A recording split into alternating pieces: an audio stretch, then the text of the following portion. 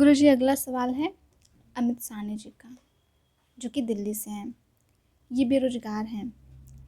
इनके पिता सरकारी नौकरी करते हैं, जिससे इनका परिवार चलता है। इनका प्रश्न पितृदोष से है। इनका कोई भी कार्य सही नहीं चल रहा है इस टाइम। ये लोग कोई भी कार्य कर रहे हैं, उसमें सफलता इन लोग को नहीं मिल रही है। बहुत ही इस चीज़ को लेकर बहुत ही परेशान हैं ये लोग।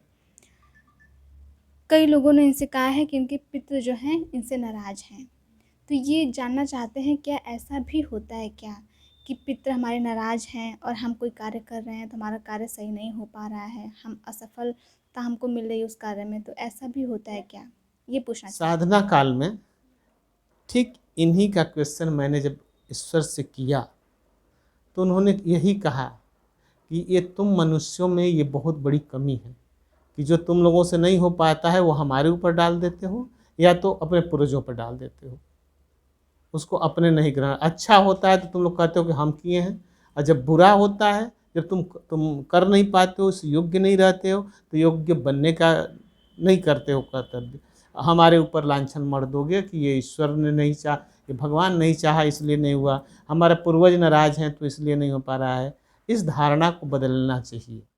देखो, बात थोड़ी कड़ी और बड़ी कहने जा रहा हूँ कि अपने नाकामियों का दोष ईश्वर और अपने पूर्वजों पर नहीं डालना चाहिए। ठीक है, ईश्वर और पूर्वज और पितृ तुम्हारा अगर सहायता नहीं करेंगे तो नुकसान कभी नहीं करने आएंगे। ये जो चीज़ें लोग कहते हैं और डराते हैं, ऐसा कुछ नहीं होता है। हम नाकामयाब हैं, हम उस योग्य नहीं हैं, तो ये हमारी प्रॉब्लम है। अपने कर्मों को सही करना चाहिए। अपने जो भाग्य सपोर्ट हमें नहीं कर रहे हैं, भाग्य कमज़ोर है, उसको थोड़ा सा प्रबल करने का प्रयास करना चाहिए ताकि वो भाग्य साथ दें। अभी तुमने इस पे बताया कि उनके पिताजी को सरकारी सर्विस मिली हुई है, यानी पिताजी उनके जीवित हैं, अच्छी अवस्था में हैं, आगे भी रहें।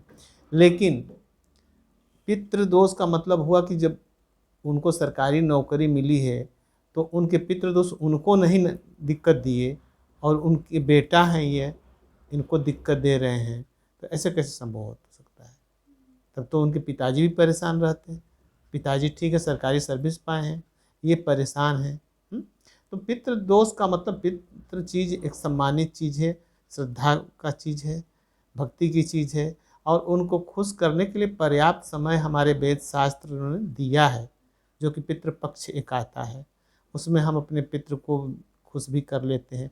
और खुश कर जितना सक्षम है करें, अगर नहीं कर पाए तो इसका ये मतलब नहीं हुआ कि नहीं अब तुम्हारे घर में खरमंडल नाच देंगे।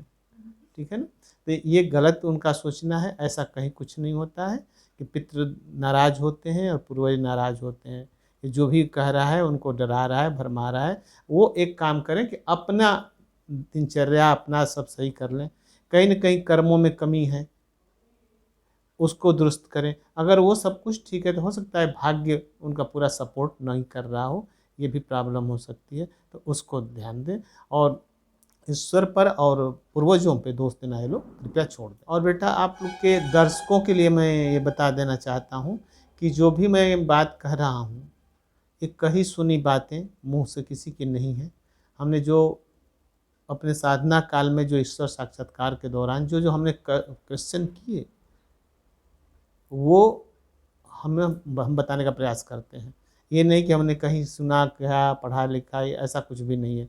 और हम उन लोगों के, आपके दर्शकों को भी बताना चाहते हैं कि हमारी भी बातों पे, कई सुनी बातों पे यकीन न करके खुद भी उनको अपना जो भी है साधना सिद्धि का तरीका करना चाहिए, और ईश्वर खुद उनको संदेश देते हैं क्या सही है क्या गलत है।